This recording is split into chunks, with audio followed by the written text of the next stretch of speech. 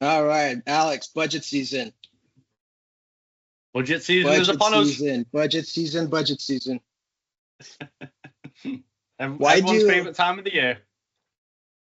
All right, Alex, let's get into it. Alex, let's talk about budget season. My first question for you, why do so many MedTech founders dread budget season? And in addition to that, what's the number one mindset shift that can change how they approach it? It's a good question. I would say that it's a mentality of how people look at it. I think it's dreaded because some founders look at it as a kind of fiduciary task where, it's a means to an end. It's a reporting cadence. It's to show the board that you've got a plan, even though in the back of your mind, you really know that things are changing and evolving, and that, what good is building a plan today when my business is going to pivot and I'm likely going to be embarking down a different street tomorrow. But those that really see the value in it truly embrace it. You've got founders who realize that they need that financial clarity to make decisions. We need to go through and we need to look at what are all the options, what are the various paths the business could go in, what are the various kind of key initiatives we want to invest in, and taking the budget season and using it as an opportunity to evaluate all of the options that are out there really enables leaders to make clear decisions, and not only to make decisions kind of in silo, well, not even in silo, but as a leadership team. And even though some of these earlier stage companies are smaller leadership teams, it enables them to go to the board and say, hey, look, we think that we can go down path A, path B, path C. This is the impact of doing so, and this is what it'll take in terms of investment. And they can use it as an opportunity to engage the board, to receive feedback and guidance, and really make that a very open and informed dialogue with the board, which I think is tremendously valuable to the path forward of the business. Okay. Alex, so when a MedTech company is setting its annual budget, what should come first? Is it the numbers or strategy? I think absolute strategy is the most important. Without strategy, you don't have direction. And the strategy doesn't have to be complete. You need to know the broader strategy and direction of the business, but at the same time, with these early stage companies, you're constantly pivoting. So it's almost like laying out the optionality, right? We could do X, Y, or Z. So let's look at what that means to the business. Let's evaluate each of these options. Let's have what we believe is our North Star, our core strategy and focus. Let's plan around that. Let's work with the team to understand the resources, the level of effort it's going to take to achieve what we're going to achieve. Let's understand the impact to, most importantly, how much investment is it going to take to achieve strategy number A? Do we have sufficient funding? Are we going to need to go to market and raise an extra venture round before this? And you can kind of, you're generally more focused. I don't like this answer where it's going, but I'll keep waffling for my own benefit. You should generally have a pretty solid strategy from the beginning. You just need to be able to pivot, and understanding the financial impact to those pivots is crucial. By pivoting, are you going to sabotage a value accretive milestone? Are you going to fall short on achieving what needs to be achieved to raise that next equity round? Are you going to burn cash faster than you had communicated to the investors? Because the reality is, at your prior round, you've made a commitment to the investors. You've said that we are going to achieve X with Y investment. So I think one of the most fundamental important things about running an early stage business and ensuring that you position yourself well for future investment is that you deliver what you say you're going to deliver within the bounds of the resources that you said you would. So planning and budgeting really enables you to It enables you to do so. It enables you to have that financial clarity and visibility to have confidence that you're going to achieve what you said you're going to achieve with the resources that you said you're going to achieve them with. I think this is a good transition to our next question. You spoke about some of the challenges, but when it comes to MedTech startups, MedTech companies, what are some of the unique budgeting challenges that MedTech startups face compared to SaaS or other industries? Yeah, I think the complexity with a MedTech is it's a longer development cycle and approval cycle to get to a on-market product, right? You need to ensure that the technology you're bringing to the market is not only transformative, but is safe for patients, is going to yield the desired improvement in standard of care.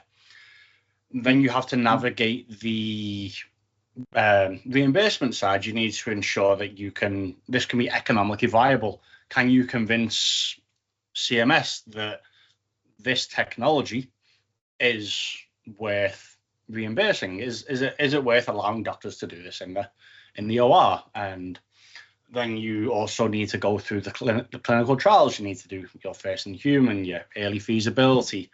Then you need to do your pivotal trial. Like, we're talking years of development, years of trials.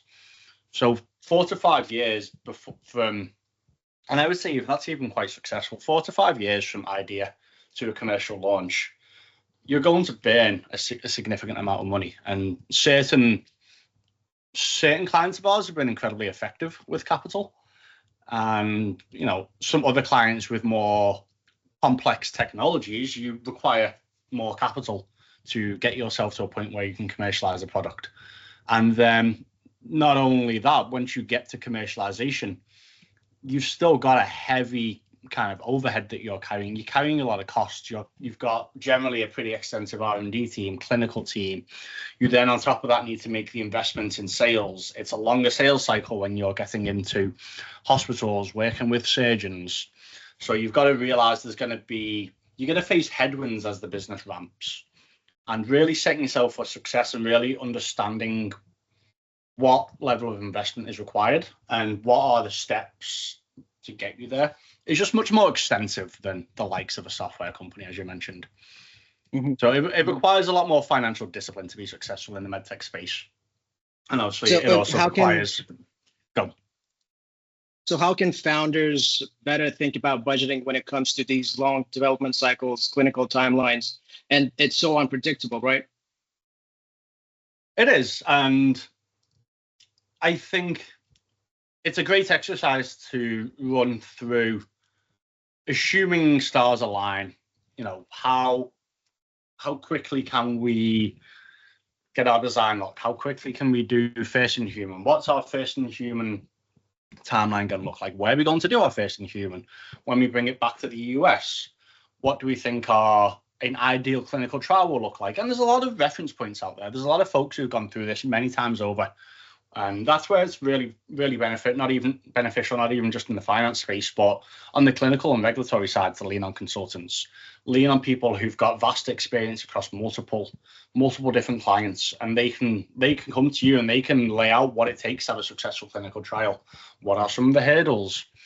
So it's understanding what is your kind of ideal path to success. It's breaking things down. It's looking at each and every step and thinking, okay, what are my potential headwinds here? What happens if we need to do 2 or 3 more iterations on the design before we can lock it? What happens if there's complications getting our first in human off the ground? What if there's regulatory pushback when we go to do our pivotal? It's allowing for all the potential headwinds that can come to. There's both technical headwinds and there's timeline headwinds, and it's ensuring that you have a balanced, weighted. You're taking a weighted risk approach to everything and ensuring that you are baking that into your budget. You're also, one of the benefits I believe from working with the likes of ourselves is because we've done this with so many clients, we know a lot of the costs that go into that scaling and getting your product to be commercially ready that some founders don't know. And rightly so, these are scientists, these are extremely intelligent people, but some of them are first-time, second-time founders.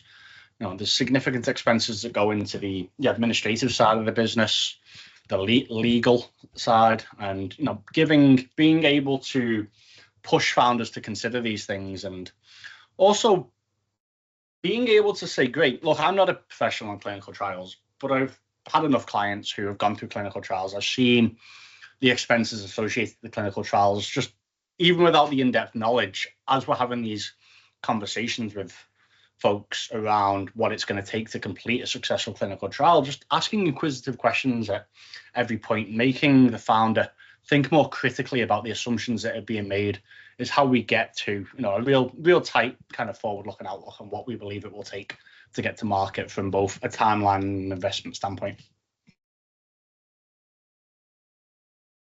So, Alex, when it comes to budgeting, lots of startups, founders, because of cash shortage for different reasons, they are very rigid with their budgets, with their plans. But can you talk to us a little bit about what are some of the risks if you treat your budget, as a fixed plan rather than a living, active guide?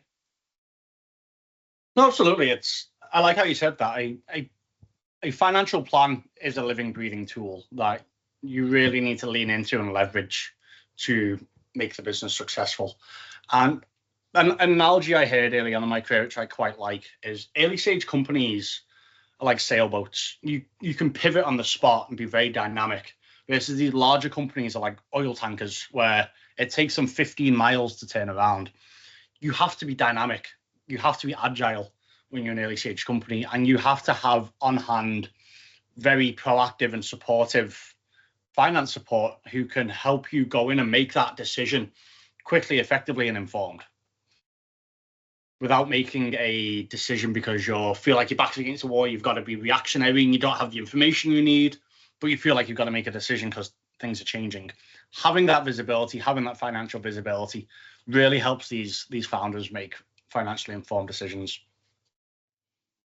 Budgeting and fundraising, Alex, how can budgeting actually make fundraising conversations easier for MedTech founders, CEOs, executives? That's a good question. And this is actually something I iterate quite a lot to early stage founders. It brings credibility. It brings credibility in a multitude of ways. So when you go out to raise an equity round, investors are financially savvy people. They want to know that you have a thoughtful plan, that you understand what it takes to get a product to market.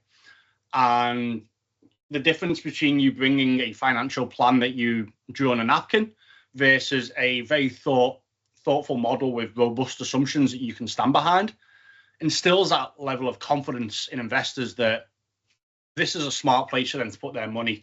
You're financially cognizant. You've thought through all the variables. You've got very robust, supportable assumptions throughout the model.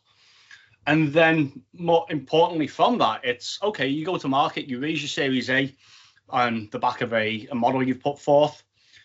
I stress the importance of them when you come back at Series B. If you can go back to your investors and say, look, this is what we told you 2 years ago. This is what we've done. We did what we said we were going to do with the resources that we said we were going to do them within. Now we need more, and a next round so that we can do the pivotal trial, so we can commercialize the product. You've got that credibility. Like, investors look at you and go, 2 years ago they told us they were going to do X and deliver Y. They did exactly what they said they were going to do. Why wouldn't they believe you? And we have real world examples of this with clients where let's just say earlier on in their life cycle, they've had slightly ambitious financial forecasts and models put forth to the board, and they didn't deliver, and confidence was lost. But then we came in and we built a robust model, and we pushed the business to grow and achieve growth that the board and investors want to see. And we delivered and executed on it. And from the level of trust and confidence that we reinstilled from executing on what we said we were going to do, we were able to go back and secure a significant Series C round, which eventually got the company funded to and end up hitting the public markets. So it just speaks volumes to your credibility, having a robust financial model and then actually executing to it. And on that same note, creating credibility with investors and your board, how can FP&A specifically help translate the complex R&D and clinical spend into a story that you can help investors and boards understand? Absolutely, and these are very complicated businesses, but like anything, everything complicated in life is a series of simple things. So working with the team very intimately to really understand what is their role, what are they focused on, what are the kind of critical pieces, or what is the path to success, what needs to be achieved, really peeling back the layers of the onion to get a deep understanding of the business and to just pressure test assumptions as you're having these conversations. Just bringing our mindset to the table really enables and pushes business leaders, functional leaders to think more critically about their plan. And yes, I'm not an R&D expert, but I know enough to be able to have a conversation with an R&D leader to push them on pressure testing their assumptions, pressure testing their thoughts, to be able to really put together what I feel is a robust forecast that can be supported. And importantly to what you say is, how do you boil this down to make sense to investors? Some of the people on the board especially board advisors, are incredibly intelligent science people. Some of them are extremely astute business people. In order to build the model, I need to get from the head of an R&D leader, a scientist, what it's going to take to be successful. And I need to build that into a robust financial model. So by doing that, I've already gone through the process of taking something complex and simpling it down to financial assumptions that you can then convey that. And it really is, it's a financial narrative, and it's being able to go to the board with a solid financial narrative supported by robust assumptions. Okay. And outside of FP&A and finance teams, what role should functional leaders like the clinical or operators play in the budgeting process? I think it's important to bring them in, of course, right? They should absolutely be intimately involved. And I realized early on in my career, even before I got to the exciting point of this earlier stage businesses, working with post-public companies, if you don't involve your business partners, there very quickly becomes a divide, a lack of ownership. How, as a functional leader, how can I be held accountable to a number I wasn't involved in coming up with? If finance just pushed this downhill to me, that's not on me, right? And I don't think that's how you get to a good budget. You don't get to a good plan. The way to get to a good plan is to work as I've mentioned, very intimately with your business leaders, with your functional leaders, to really understand their role, understand what their team's working on, what resources do they need to be successful. And that's where I've always tried to, even at bigger companies, I feel that there's a sense of finances here to squeeze the budget and take money away. And I've always had the approach of like, tell me what you want to achieve. Tell me how you believe you can make this business more successful. And then tell me what resources you need to do so. And I always enjoyed from an early stage helping business leaders put together investment cases on, hey, look, if I spend X, I can deliver Y. And that Y is accretive to the business. And obviously, some ideas are good ideas, some ideas are bad ideas. But by having that intimate understanding and building that relationship with business leaders, that they confide in you and they lean on you, and they will actually, they solicit your input. Hey, I'm thinking about this project. Can you come spend some time with me and help me see if this makes sense financially? And you have great conversations, and these conversations lead to making the business more successful. And that's where finance really is an asset. And that's that spans from large Fortune 500 companies all the way down to early stage companies. If you look at finance as a strategic partner, and you have finance people who operate as a strategic partner, I think it really gives you a step up, and you can get ahead of the game and really be successful. Fantastic. What's a common budgeting mistake you see MedTech teams make, and how do you recommend avoiding it? Common mistake. Naivety is probably one. Setting unrealistic expectations, setting unsupported aspirations as the budget.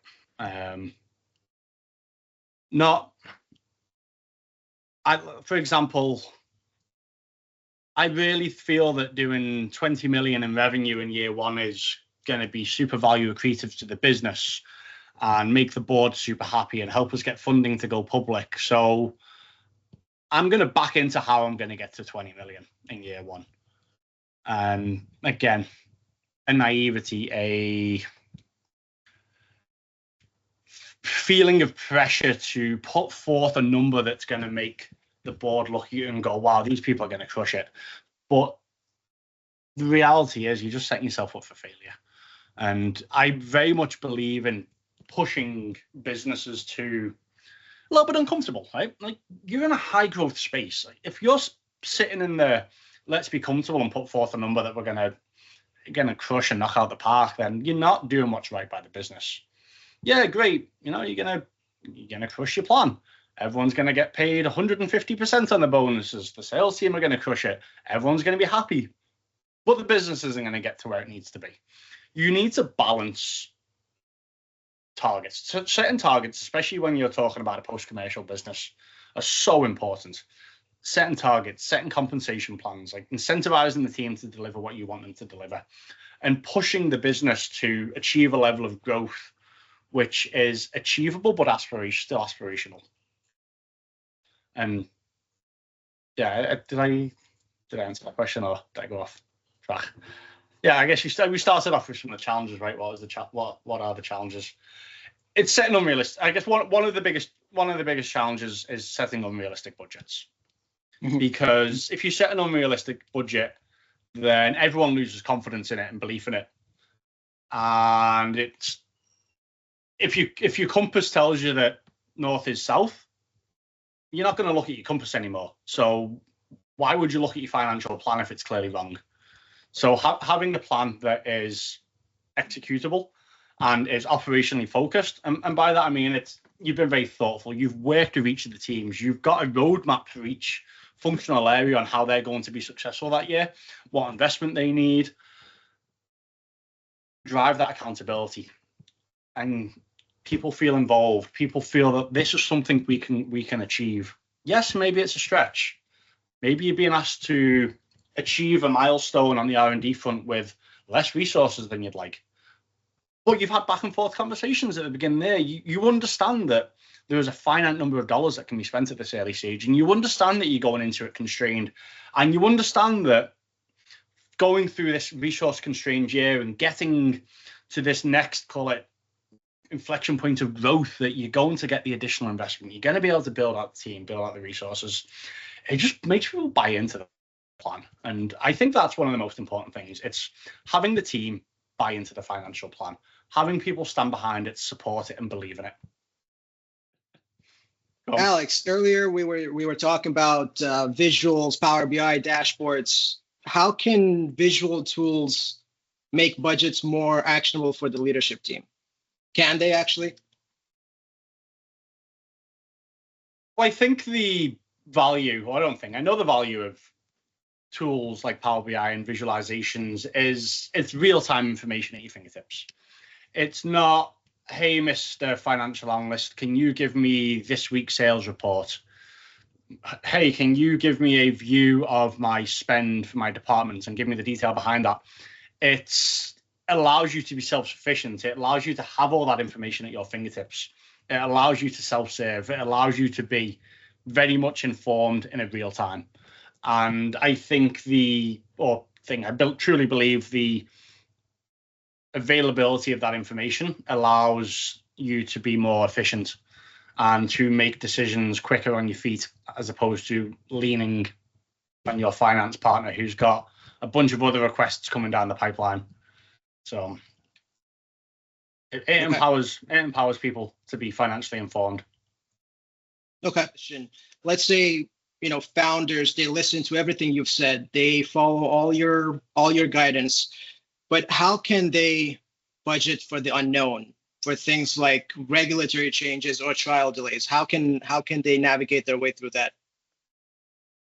Well, that's what we touched on earlier. I believe you need to assess your risk, and you need to build risk into your model. If you think that the clinical trial should take 12 months, maybe assume it takes 14 to 15 months. If you think it's going to cost $10,000 a patient, maybe assume it's going to cost $11,000 a patient. I always push to build in some sort of cushion, because it becomes that cushion you build in becomes one of three things. It's there when you need it for unknowns. It's opportunities to pull back if you need to reduce your spend. And then thirdly, it's an opportunity to invest to get ahead of where you aim to be. So I think it's really valuable to build in the appropriate level of cushion. And I say that carefully because I don't believe in padding a budget. That really frustrates me, to be honest, when people simply pad a budget. You've got to be intentional, thoughtful, methodical about what those dollars are for, and you need to maintain visibility to those dollars, because if you don't, they can quickly get lost and be absorbed by non-value add spend. All right. So Alex, we were talking about earlier about challenges and mistakes that founders can make. When it comes to budgeting mistakes, what's one mistakes that you will see often, and how do you recommend avoiding it? That's a good question. And the interesting thing is, a lot of this is a relatively new process for founders, especially first-time founders. They're not used to the rigor and the structure and the process that goes into building a robust budget.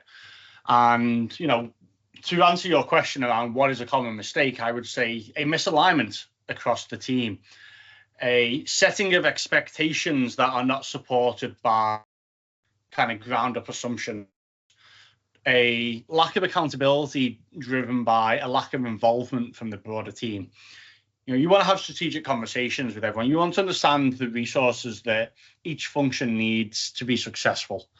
And you want to really develop that sense of ownership. So you don't just want your leader to own the financials that they're putting forward to the board. You want your R&D leader to own his development budget.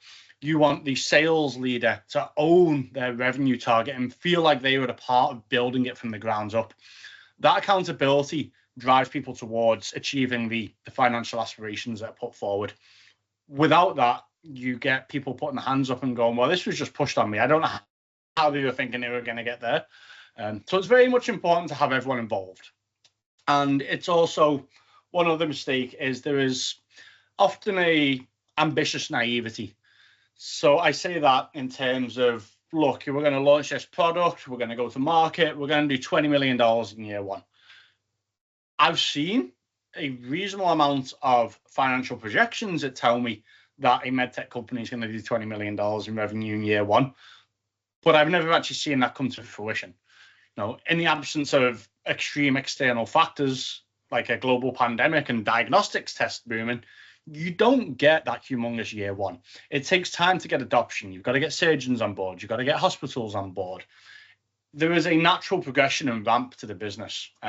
So really, setting the aspirations is key, because you want to push and stretch the business to achieve the growth that you believe you can achieve and that's possible, but you also want to set the aspirations so that they are achievable and so that the broader team buys in. If you don't set a good budget and the reality is disconnected from the budget, then no one's going to connect themselves to the budget. It's going to become a useless tool that's going to sit on the shelf that people are going to disassociate themselves with. Okay, I mean, what you're saying makes perfect sense, absolute sense. But if I'm thinking, if I'm a founder, an ambitious, a creative one at that, how can I flip this, what I'm seeing as a constraint, and use the budget as a tool to unlock innovation instead? Absolutely. I think the budgeting process in itself has so much value. It's a strategical mechanism to really, what do people believe you can achieve? What's our optionality as a business, and what is the impact of exercising option 1, option 2, option 3? It allows you to bring all the pieces together and to really formulate a financially informed strategical directions. And by bringing that to the table, it enables you to have a financially informed discussion of your options, and it brings clarity, it brings visibility. It's like turning on your brights at night. It allows you to see ahead with clarity. I think that's really the importance, and how this can be leveraged as a strategical tool, as opposed to, as you say, it is often seen as a necessary evil, as a process that leaders need to go through in order to appease boards. But it's not. It's taking your strategical vision and putting forth a operationally executable plan, and that's huge. That's a huge part of enabling your success as a founder. All right, Alex. So we talk about building lean budgets for startups, especially those that are at the very early stages. They, because of lack of funding or for whatever reason, they are very lean. They're at survival mode. And when it comes to budgeting, how do you recommend balancing the tension between building a lean budget for survival versus an ambitious budget that attracts investors? Yeah, that's a good question, David. And I think about it a little differently. So I think it's important to build a lean operational budget early stages. You want to show investors that you can be very thoughtful about the deployment of your resources, and that you're not going to overinvest, and that you're going to give yourself flexibility. But you also want to show that you're making the right investments. You're not hampering the growth of the business because you're scared to invest. Now, as a founder, as a leader, you need to make certain investments that you believe are going to transform the business. You need to make bold plays. No one wins by playing it safe. It's just balancing the risk and reward, and more importantly, the piece I keep hitting on, it's making those bold investments with financial clarity and visibility. Right? There's no problem with taking a leap of faith in a direction that you want to go in, as long as it's intentional, as long as it's with forethought, and as long as you have a plan. You need to understand the impact of the business and how you're going to pivot under different outcomes. You make that investment, you make that Hail Mary play. What happens if we're not successful? What happens if we are successful? What happens if we're moderately successful? And that's what we can do from a finance standpoint. We can lay out the lay of the land. And all right.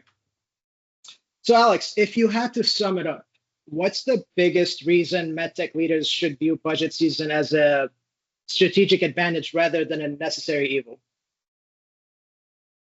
Yeah, that's a really good question. And I like how you frame that, because I like how you're thinking about it.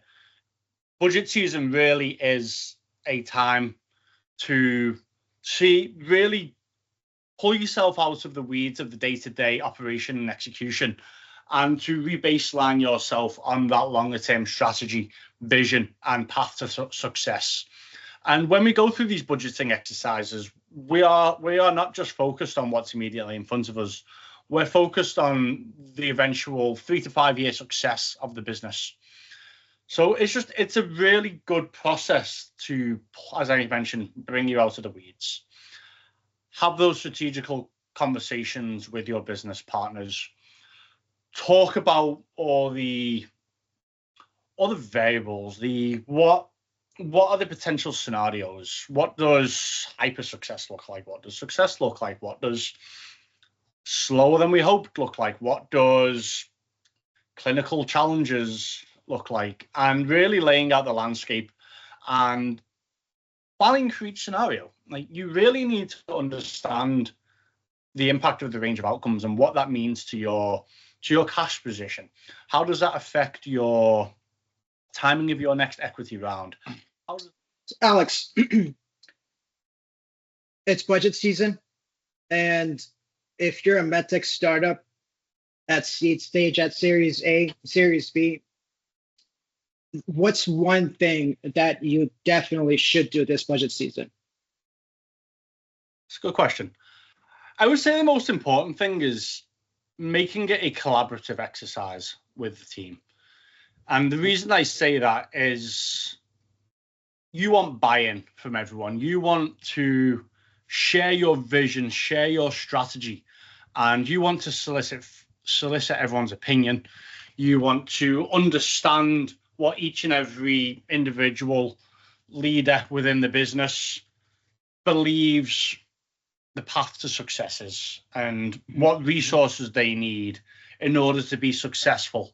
And by having it as a collaborative exercise, it allows everyone to better understand the broader business, the challenges each and every function's facing, and it brings folks together.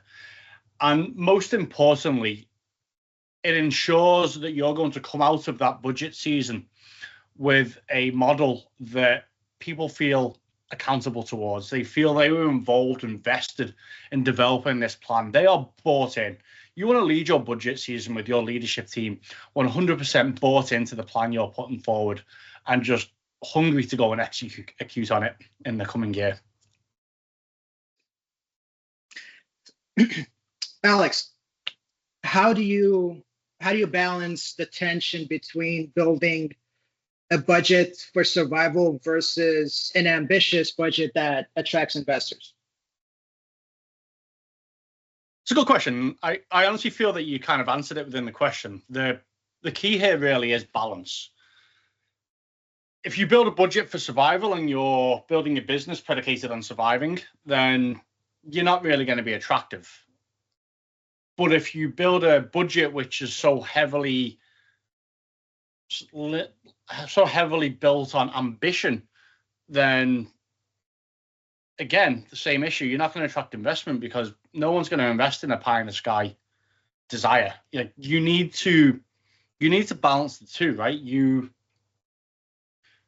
You're going to raise equity rounds when you achieve certain value accretive milestones. You're only going to achieve those value accretive milestones with ambition and financial discipline. So the key really is balancing how you need to be thoughtful, methodical in how you invest your resources, the timeline that you put forward to achieve that value accretive milestone, even beyond the initial development milestones, revenue milestones, new product, you just launched to market. You want to balance an ambitious year one revenue number with the reality of what you can execute on, given the known challenges of getting approval at hospitals, getting surgeons to adopt the technology. And it really is financially sound assumptions that balance survival and balance ambition is where I believe you get to a good budget. I think you need to be ambitious. I think you need to push the business. You do, but you also need to think about, well, what if we aren't as successful as we would like to be? What's our backup plan? What's our contingency? If we say we're going to do $5 million in revenue, but we only do 3, what's the impact to our cash? It's really understanding it it's understanding the wide range of outcomes, and it's setting the target at the right level. Again, and you answered it in the question. It's all about balance. That's a good answer. A balanced answer. No pun intended. But Alex, if you had to sum it up, what's the biggest reason MedTech leaders should view budget season as a strategic advantage rather than a necessary evil? I like that. I think that, I mean, even as a small business owner myself, you often get so focused in the weeds of daily operational execution. What is the hottest fire in the kitchen that you need to go and put out? Budget season is a great opportunity to step back and revisit the vision of the business, revisit the long-term strategy of the business, and question yourself, are we resourced appropriately? What do we need to do in order to ensure long-term success? So again, I think that's single-handedly is the most important thing. It's just that opportunity to baseline yourself and really critically think about the long-term path to success. And it's also a great opportunity to really bring the team into that. Again, the team are in the weeds of their daily operational activities. Bring the team together, create that collaboration, that collaborative thinking amongst the team, help the team understand the struggles of one another, and really get everyone fired up and remind them all of why you're doing what you're doing. You know, what is the vision of this business? I just think it's a great opportunity to do that.